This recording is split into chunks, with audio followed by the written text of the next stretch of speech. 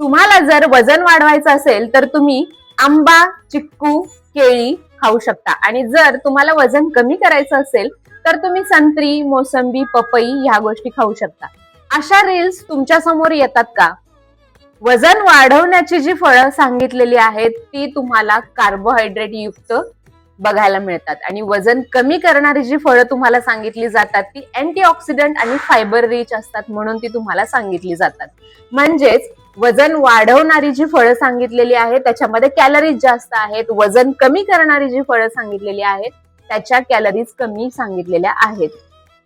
तुम्हाला एक साधं सिंपल उदाहरण देते. तुम्ही जर मिडल क्लास फॅमिली मधून असाल आणि तुम्ही शॉपिंगला जाणार असाल आणि तुम्हाला वेस्ट साईड आणि झुडिओ ह्या जर दोन गोष्टी सांगितल्या असतील, दोन दुकानं सांगितली असतील, तर तुम्ही कोणतं शोरूम प्रेफर करणार मला कमेंट मध्ये सांगायला विसरू नका.